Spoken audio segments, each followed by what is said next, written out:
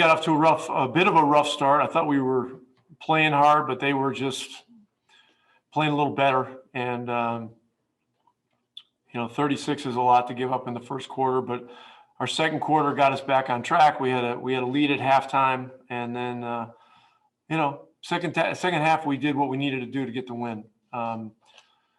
Detroit, they're just they're a defiantly competitive team that just keeps coming at you.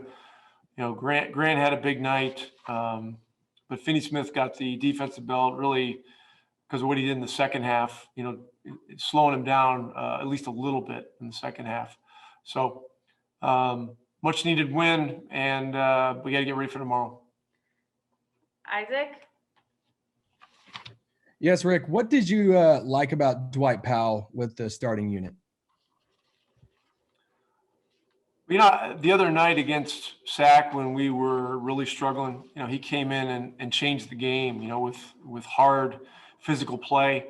I thought that, there's some history. He played with the majority of that group last year in the starting lineup, with the exception of Jay Rich, who wasn't here.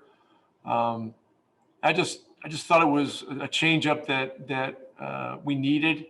Going forward, we'll see. There's going to be some fluidity with the lineup based on matchups. Lakers are coming in here with Davis and Drummond and a lot of other good players. So we'll look at everything and see what's what before tomorrow. But Powell's just he kind of stands for who we want to be as a team and an organization. Just selfless, unconditionally competitive and all about winning. Tim Cato? Hey, Rick, were the defensive problems that caused the slow start the same, would you say, as the past 5 games, or were they kind of different compared to those showings? The problem tonight was that Grant got us on some cross matches. He hit a couple of early shots.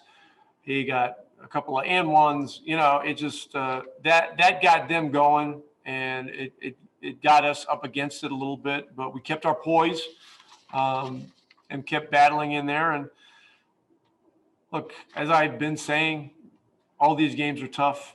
If NBA games weren't tough, they'd be pulling people off of Zoom calls and off the street to play them. And behind the desk, be pulling guys like me to play him, and that wouldn't be good. We'd like to see that. Callie? We wouldn't like to see that. Hey, Rick. Yeah, you wouldn't like to see me in one of those games either. Wondering, do you have any update on Maxey after he left the game in the second quarter? The only thing that I know is he took a fall and landed on his back.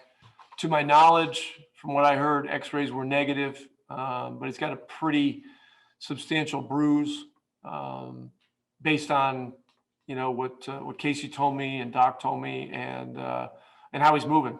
He tried to go back out there, but it was pretty obvious that wasn't going to work. So we got him treated. We got him out of here, and we'll know more tomorrow.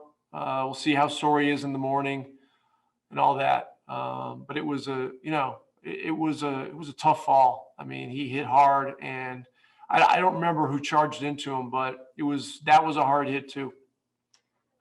Tim McMahon, last one. Hey, Rick. As you guys get closer to play-in or playoffs, how much does standings in that situation factor into the decision with KP on back-to-backs? Yeah, listen, we're trying to win as many games as we can, obviously. I'm encouraged by, moderate minutes tonight. I think he and Luka both played 33, which is, that's not a huge amount, which is good.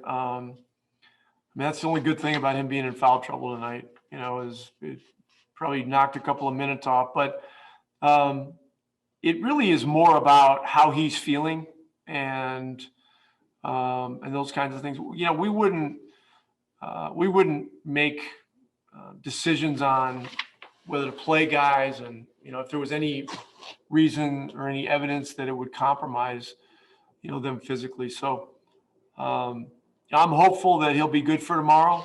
But I really have not talked to Casey about it yet, and I have not talked to him about it yet. So we'll see. I wouldn't make any assumptions at this point. All right, thanks, Coach. Like I said,